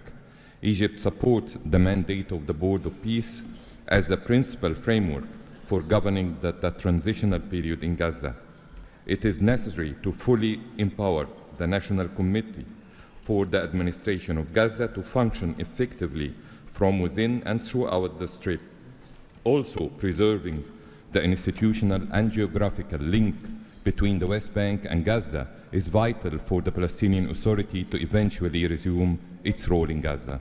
Within the framework of Egypt's support to President Trump's plan, Egypt will continue its effort to train Palestinian police personnel to maintain security within the Strip. Egypt values President Trump's position rejecting the deportation of the Palestinian people from Gaza as reflected in the 20 points plan, and stresses the importance of initiating early recovery projects in the whole of the Strip in a manner that preserves its geographic unity. Let us consider today's meeting as an initial step in advancing these objectives. Again, thank you, Your Excellency President Trump. Thank you. The Prime Minister of the State of Qatar. Thank you. Mr. President, distinguished members of the Board of Peace, thank you for convening this meeting under the banner of peace. Qatar reaffirms its commitment to the Board of Peace as it was committed to the very first day of the mediation efforts. From that day until the end, when we have witnessed in that historical moment in Sharm el-Sheikh the signing of this agreement together with our partners. For decades, this conflict has burdened our region and the world, and our responsibility remains to achieve a just and lasting resolution. The board, under the President Trump leadership, will advance the full implementation of the 20 points plan without delay, ensuring fairness and justice for both Palestinians and Israelis. In this spirit, Qatar pledges $1 billion in support to the board mission aimed at reaching a final resolution that fulfills Palestinian aspiration for the statehood and recognition, and the Israeli aspiration for security and integration. We will also continue our humanitarian coordination together with our UN partners and the Board of Peace. Thank you very much. Thank you. The Deputy Prime Minister and Foreign Minister of the UAE. Mr. President, thank you for gathering us today.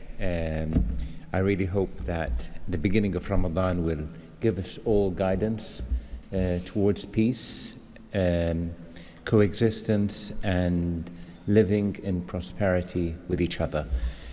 Mr. President, just over 5 years ago, you with your friend, my president, Sheikh Mohammed, and the Prime Minister of Israel launched the Abrahamic Accords.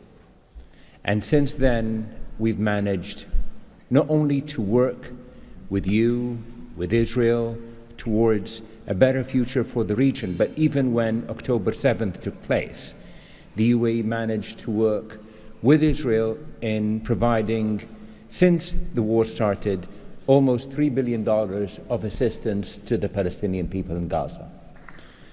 Today, Mr. President, the UAE announces a further $1.2 billion for supporting Gaza through the Board of Peace, which I'm delighted that I've been working with so many friends like Steve and Jared, Secretary Rubio, who's been so inspiring in so many other ways, on so many other fronts, and looking forward working with him for in the future. And Mr. President, if it wasn't for your support, I think this board would not have been gathered. We would not have had the meeting in New York to end this war, when you gathered 8 leaders of the region to end this war. So, Mr. President, during Ramadan, we pray for your success. Thank you. Thank you. The Minister of Foreign Affairs of the Kingdom of Morocco. Thank you. Mr. President, His Majesty King Mohammed VI welcomes and supports your vision and leadership to foster peace and prosperity around the world, and in particular in the Middle East.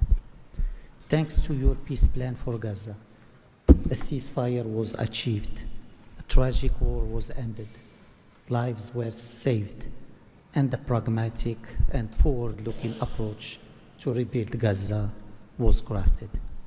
Today, as a committed founding member of the Board of Peace and upon instructions of His Majesty King Mohammed VI, Morocco is pledging the following in honor of the President Trump's visionary peacemaking. 1, Morocco has already made the first ever financial contribution to the Board of Peace. 2, Morocco is ready to deploy police officers and train policemen from Gaza. 3, Morocco will deploy a high-ranking military officers to ISF Joint Military Command. 4, Morocco will deploy a military field hospital. 5, Morocco is ready to lead a de-radicalization program to fight hate speech and promote tolerance and coexistence. To conclude, allow me, Mr. President, to briefly highlight 4 elements. The conditions set in phase 2 of the your 20-point plan should be met for the success of our action. Preserving stability in the West Bank is crucial. The Palestinian ownership is important through legitimate institutions. Lastly, you are, Mr. President, the only leader able to bring peace to the Middle East. We hope that the stabilization of Gaza will help launching a global and genuine peace process based on the 2-state solution. Thank you. Thank you. The Minister of Foreign Affairs of the Republic of Turkey. Mr. President, distinguished participants, after 2 years of immense suffering, ceasefire in Gaza has been achieved thanks to President Trump's personal engagement and our collective efforts. Yet the humanitarian situation remains fragile, and ceasefire violations continue to occur. A prompt, coordinated, and effective response is therefore essential. President Erdogan remains fully committed to Gaza's security, stabilization, and recovery. Turkey has already been providing immense amount of humanitarian assistance to Gaza. We can also contribute meaningfully to the rehabilitation of health and education sectors, as well as the training of the police force. In addition, we are prepared to provide troops to the International Stabilization Force. Mr. President, Turkey will continue to support your efforts towards a just and lasting peace. We remain convinced that the foundation of such peace is the two-state solution. Let us work towards that objective for the benefit of all peoples of the region. Thank you. The Minister of Foreign Affairs of the State of Kuwait. I'll be delivering my statement in Arabic. فخامة الرئيس دونالد ترامب، رئيس الولايات المتحدة الأمريكية الصديقة، رئيس مجلس السلام، أصحاب الجلالة والفخامة والسمو والمعالي، الحضور الكريم، السلام عليكم ورحمة الله وبركاته. أود أنقل لكم تحيات حضرة صاحب السمو الشيخ مشعل أحمد الجابر الصباح حفظه الله ورعاه أمير دولة الكويت، وتمنيات سموه بالتوفيق والنجاح لأعمال هذا المجلس. كما نتقدم بخالص الشكر لفخامة الرئيس دونالد ترامب على جهودها المقدرة والرامية إلى المساهمة في التوصل إلى إنهاء حالة الصراع بما يؤول نحو إقامة الدولة الفلسطينية المستقلة على حدود 4 من يونيو لعام 1967 وعاصمتها القدس الشرقية وفقا لقرارات الشرعية الدولية بما فيها القرار 2803 ومبادرة السلام العربية. إننا نجدد دعم دولة الكويت المبدئي والثابت والتاريخي للشعب الفلسطيني الشقيق وقضيته العادلة، ولطالما كانت القضية الفلسطينية ودعمها تشكل أحد ركائز السياسة الخارجية الكويتية، الأمر الذي يحتم علينا دعم كافة الجهود والمبادرات الرامية إلى إحلال السلام بما فيها خطة فخامة الرئيس الأمريكي دونالد ترامب ذات النقاط 20، معربين عن أملنا باستمرار نجاح هذا المسار والذي يظل مرهونا بالتكاتف وتضامن المجتمع الدولي. ختاما، مالية بقيمة $1 مليار أمريكي على مدى السنوات القادمة دعما لجهود مجلس السلام وتأكيدا على التزام دولة الكويت الثابت بدعم كل مسعى يهدف إلى رفع المعاناة عن الشعب الفلسطيني الشقيق وتحقيق الأمن والاستقرار في غزة. والسلام عليكم ورحمة الله وبركاته. Thank you. The Minister of State for Foreign Affairs of the Kingdom of Saudi Arabia. Thank you, Mr. President, distinguished members of the board, distinguished guests. It is a pleasure to be here with you as we embark on a journey towards establishing a lasting and just peace in the Middle East, a peace that results in two states, Israel and Palestine, living side by side in peace and security, a peace that results in transforming our region from death and destruction to hope and prosperity by integrating the region, bringing together its resources and unleashing its potential. The Kingdom of Saudi Arabia, Mr. President, has been seeking peace and justice in the Middle East since for a very long time. In 1981, King Fahd offered the 8-point plan, which was adopted by the Arab world at the summit in Fez, that essentially established or reconfirmed the notion of land for peace. In 2002, Saudi Arabia, the late King Abdullah, launched the Arab Peace Initiative, which was adopted by the Arab world unanimously, as well as by the Islamic world.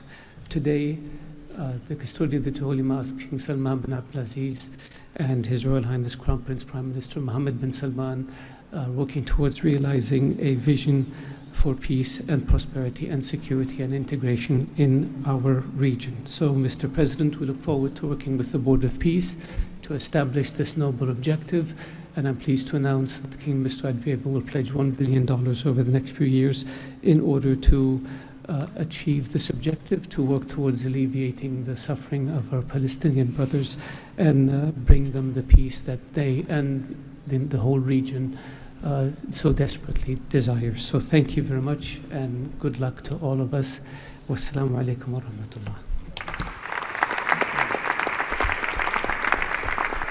I know there were a few more leaders who wanted to quickly share a few words, so we will go to the President of the Argentine Republic, Milei. Señor Presidente, distinguidos miembros del Board of Peace, la nueva Argentina ha adoptado una posición clara en política exterior. Defendemos de forma inclaudicable el derecho a la vida, la libertad y la propiedad y sus instituciones derivadas, la igualdad ante la ley, la libertad de expresión y el libre comercio. La defensa de esos derechos no es negociable, es un prerequisito para la paz. Pero no todos los actores internacionales juegan con las mismas reglas. Hay quienes rechazan esos derechos, los pisotean y se benefician de lo que los demás respeten. Frente a ellos, la buena voluntad no alcanza. Necesitamos instituciones con voluntad y capacidad de hacer valer las reglas. La paz duradera no se construye sobre consensos que ceden en lo fundamental. Se construye sobre la determinación de defenderlo. Si vis pacem, para bellum. La Argentina participa de este Consejo con la convicción de que la paz exige decisión política y una arquitectura institucional capaz de sostener soluciones reales en el tiempo. El presidente Trump ha predicado con el ejemplo, mediando el acuerdo de paz en Gaza, acuerdo que luego ratificó la resolución 2803 del Consejo de Seguridad de las Naciones Unidas. El Consejo de la Paz nace como expresión de ese liderazgo, con el mandato de ejecutar un plan de pacificación y reconstrucción y los mecanismos para hacerlo, entre ellos una fuerza internacional de estabilización. En esta etapa inicial, Argentina está lista para contribuir. Ponemos a disposición la colaboración de nuestros cascos blancos. Nuestra trayectoria en operaciones de paz es un capital probado que ponemos al servicio de la fuerza de estabilización. Creemos en una diplomacia que asume riesgos para alcanzar la paz. Creemos en el liderazgo que enfrenta desafíos complejos con determinación, como el del presidente Trump. Y creemos que la única paz que vale la pena construir es la que descansa sobre los derechos innegociables del hombre. El Consejo de la Paz ofrece un marco para avanzar en esa dirección. La Argentina lo respalda. Muchas gracias. Thank you. The Prime Minister of Hungary, Mr. Orbán. Dear Mr. President, Excellencies, dear colleagues, first of all, let me express the appreciation of the Hungarian people to President Trump for his tireless peace efforts all around the world. Hungary is the only country to be represented here on the highest level among the founding members from the European Union. I represent a country which has been living in the neighborhood of a brutal war for the last 4 years. We all know this war would not have broken out if President Trump had been in office at that time. However, President Trump's return to office offers a great chance to multiply the peace efforts not only in Gaza, but in Ukraine as well. We in Europe understand clearly that the security situation in the Middle East, and especially in Gaza, has a significant impact on the security of Europe. Therefore, our participation in the Board of Peace is not only based on principle, but also on our own security interest. Let me also share with you that there is serious talks going on in Europe about the Board of Peace and its future role. We understand that during the recent decades, international organizations have failed to fulfill their role to preserve peace and stability worldwide. Therefore, new initiatives are needed to bring forward the issue of peace globally. We are sure that President Trump's initiative to establish the Board of Peace is such a step to the right direction. President, we are proud to be among the founding members, and we are happy to be in such a great company. Thank you very much. Thank you. President Peña of Paraguay, who tapped my shoulder, wants to say a few words. Yes, thank you, Caroline. Thank you, President Trump. Thank you for bringing hope again, President Trump. I think that of the many things that you have achieved in the last 12 months as President of the U.S., I think the greatest thing, and I'm probably the youngest head of state here, is hope, President. We have lost hope about solving problems for many, many decades. A system that was broken, a system that was not able to bring solutions. Now we're seeing that thanks from your leadership, we are solving the issues. I come from a country that 160 years ago faced extinction. We went to a war against our neighbor and we lost 60% of our territory and 90% of the male population. So we know on our own flesh the hardship and all the difficulties of war. That's why Paraguay is so proud to be a founding member of the Board of Peace, and we're here to collaborate. Maybe we are not going to be the country that's going to bring the more money or the more security forces, but I think that there is a lot that all of the countries can bring to the table to solve these issues. Paraguay, together with a handful of countries, have been supporting Israel, and we will continue to do so. But we come here with an open heart to work for peace. And today is Gaza, tomorrow will be another conflict area in the world, but we need to solve each of all these conflicts, and I really appreciate the leadership that you have taken, President. Paraguay stands ready to collaborate next to you. We're going to continue to support the U.S. initiative. Probably the only day that we're not going to be able to support the USA is going to be on June 12th, because Paraguay is going to be facing the U.S. in the World Cup. Thank you very much. Thank you. The Minister of Foreign Affairs of the State of Israel, please. Thank you. President Trump, this is an important day. Your historic actions have proven time and again. You are a leader who takes initiative, forges new paths, and works toward a better future for the entire world. Your visionary leadership, alongside with Prime Minister Netanyahu's resolve, brought all our hostages home from Gaza. Thank you for that. I'm proud to represent here the State of Israel that stood through such a difficult war for 2 years on 7 different fronts, demonstrating resilience and strength. As I stand here, I recall the 925 brave soldiers that gave their lives in a war against pure evil, Hamas, Islamic Jihad, and Hezbollah. These are the best people.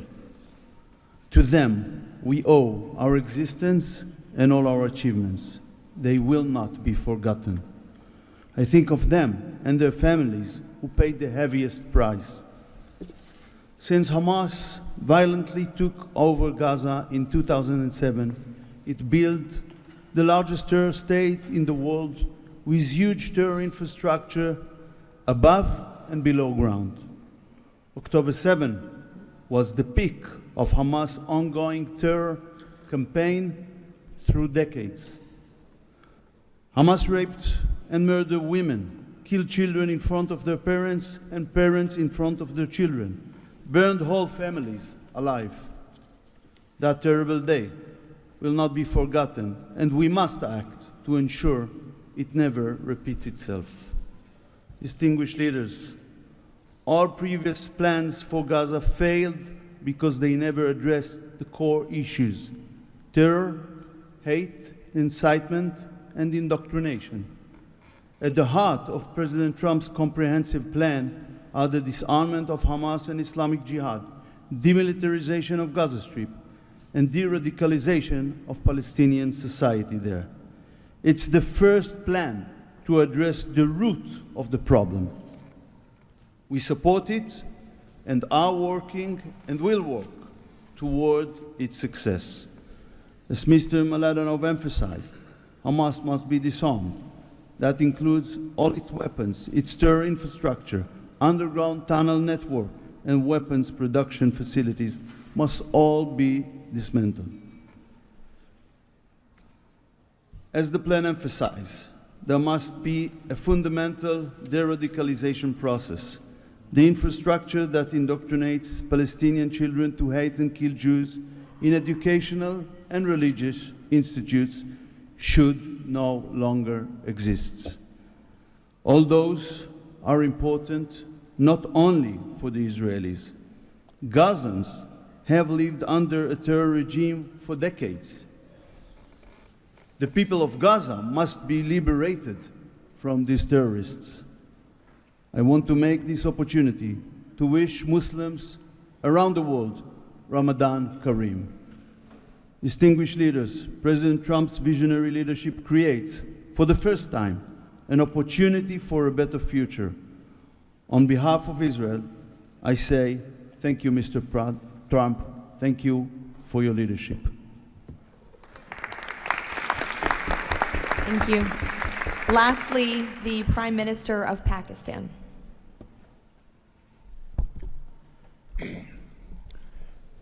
Bismillah ar-Rahman ar-Rahim. Your Excellency, President Donald J. Trump, members of the Board of Peace, distinguished guests, Ladies and gentlemen, Assalamu alaikum and a very good morning. It's a great honor, Mr. President, to attend this inaugural Board of Peace meeting in this holy month of Ramadan, and may God reward you and make you successful in your efforts to bring lasting peace in Gaza. Mr. President, we deeply appreciate your unique initiative and your dynamic leadership in advancing peaceful solutions to conflicts across the globe. Your bold diplomacy has surely brought calm to many international serious hotspots. Your timely and very effective intervention to achieve ceasefire between India and Pakistan potentially averted loss of tens of millions of people. You have truly proved to be a man of peace. And let me say, Mr. President, you are truly savior of South Asia. The people of Palestine have long endured illegal occupation and immense suffering. And to achieve long-lasting peace, it is very important that ceasefire violation must end to preserve lives and advance reconstruction efforts. The people of Palestine must exercise full control of their land and their future in line with UN Security Council resolutions. Mr. President, we must work together towards a credible pathway to Palestinian self-determination through the establishment of an independent, sovereign, and contiguous state of Palestine in line with the relevant resolutions.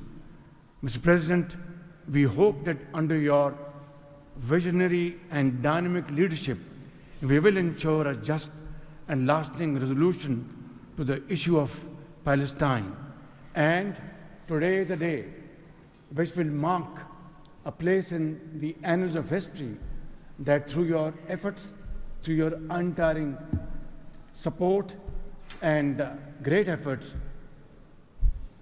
long-lasting peace in Gaza will be achieved, will be your legacy for all time to come. Thank you.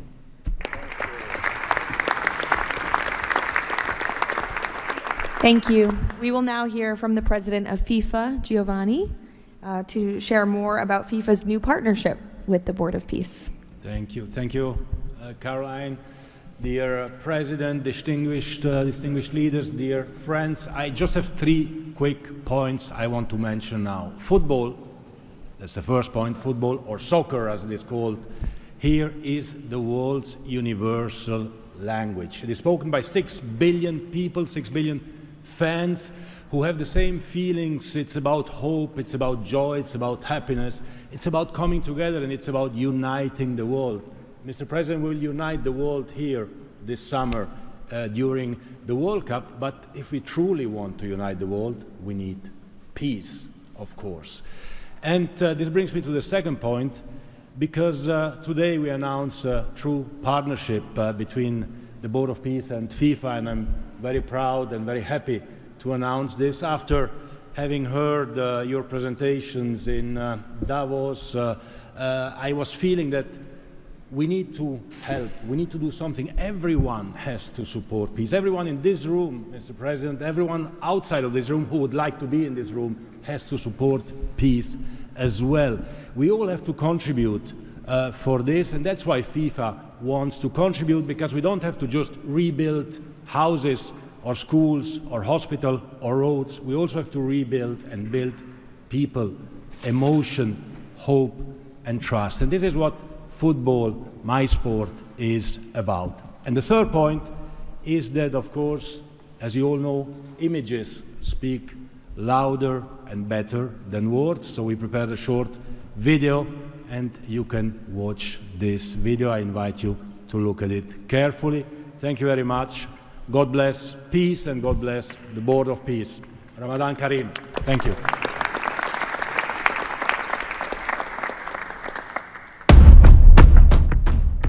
In a world where conflict has silenced playgrounds and broken routines, there is one language that still unites hearts: football.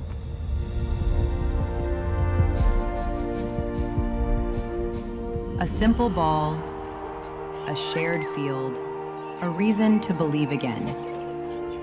Today, FIFA and the Board of Peace come together to turn football into a bridge toward peace, dignity, and hope. Through this partnership, a complete football ecosystem will be created.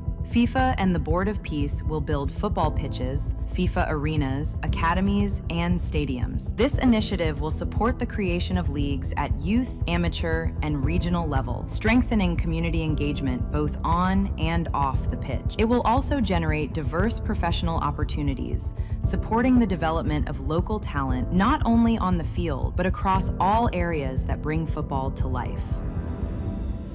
Football does more than create players and coaches. It rebuilds confidence, restores routine, reopens doors to education, teamwork, and belonging. Local communities take the lead. Parents, teachers, volunteers, youth leaders, all becoming part of a shared mission to heal, to rebuild, to move forward together. Around every pitch, new emotions and long-lasting memories emerge. Community matches, fan gatherings, youth education, and sport programs. New job opportunities appear to become coaches, players, sport doctors, administrators, events organizers. We will create football ecosystem with thousands of people to be involved and engaged constantly. Together, FIFA and the Board of Peace will build, in Gaza, 50 FIFA arena mini pitches, with a cost of around $50,000 per unit. This represents a $2.5 million investment. 5 full-size pitches in 5 different districts at around $1 million per pitch. A FIFA academy with an estimated investment of $15 million. And a national stadium for 20,000 to 25,000 spectators, valued at around $50 million. These investments will create a complete football ecosystem designed to support communities and future generations. FIFA and the Board of Peace, united for football, committed to peace.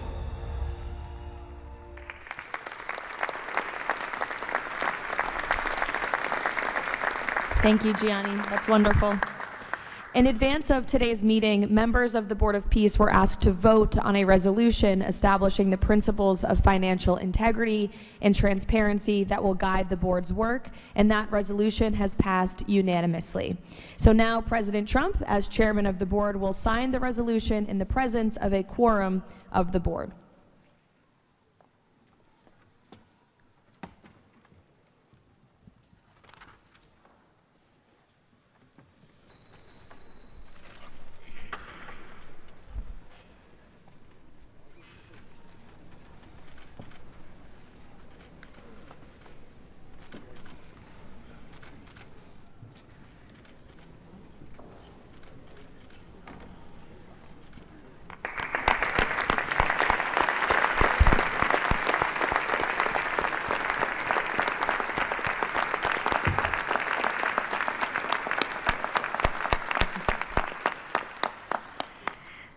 Now, while this is not a fundraiser, the Board of Peace has already inspired remarkable support from so many on this stage. As President Trump announced earlier, total pledges exceed $6.5 billion in relief and rebuilding in Gaza, and thousands of personnel have been committed to help preserve the ceasefire and secure enduring peace.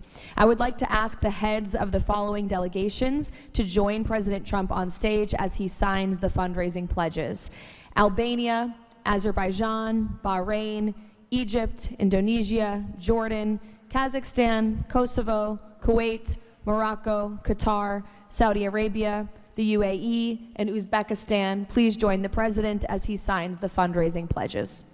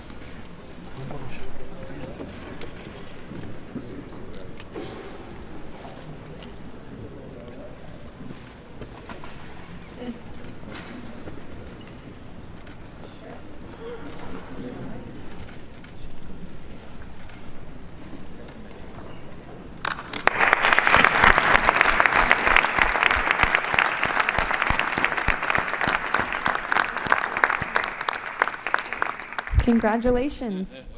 Now, President Trump, if you would like to say a few words to conclude, and then you have the honor of gaveling out the first ever Board of Peace meeting. Well, thank you very much, Caroline. And I will say that this has been, I think, will maybe be one of, if not the most important day of our careers. And we've had some pretty good careers up here, but this is something very special. And we're going to straighten out Gaza. We're going to make Gaza very successful and safe. And we're also going to maybe take it a step further where we see hot spots around the world. We can probably do that very easily. This is a tremendous group of powerful people and brilliant people. And I think that we can do things that a lot of other people would not be able to even conceive of or think of. We will help Gaza. We will straighten it out. We will make it successful. We will make it peaceful. And we will do things like that in other spots. Spots will come up. Things will happen that nobody's even thinking about now and not even conceivable. But we will take care of a lot of things, and we'll work again with the United Nations and bring it back to health. It needs help. It's got tremendous potential, but it needs a lot of help. And I think we can start with doing that pretty soon, Michael. I think we're going to work on that very strongly. We can fix up even the building physically. I love to see beautiful buildings. I like to see buildings fixed up physically, not look like they are in disrepair. We don't like that. So we're going to do a job with the United Nations. We're going to have some very good people, and you have some very good people there right now, but we're going to put some extra people in, and we're going to have it help us. But most importantly for today, the Board of Peace is going to lead the way in Gaza. We're going to make Gaza an example of success and safety and unity, and it's an honor that you're here, and I want to thank the media for being so respectful. You're really amazing. It's given the Board of Peace the respect it deserves. These are the most powerful people in the world, they're the richest people in the world through their countries, and they have made a tremendous commitment, and the United States likewise has made a tremendous commitment. Thank you to everybody for your involvement, and we look forward to working with you over the years for many, many reasons, many very, very good humanitarian reasons. Thank you all. Thank you very much. Thank you. Thank you, Mr. President. Thank you, everybody. Ready? Thank you. We'll take it with us. Thank you, everybody.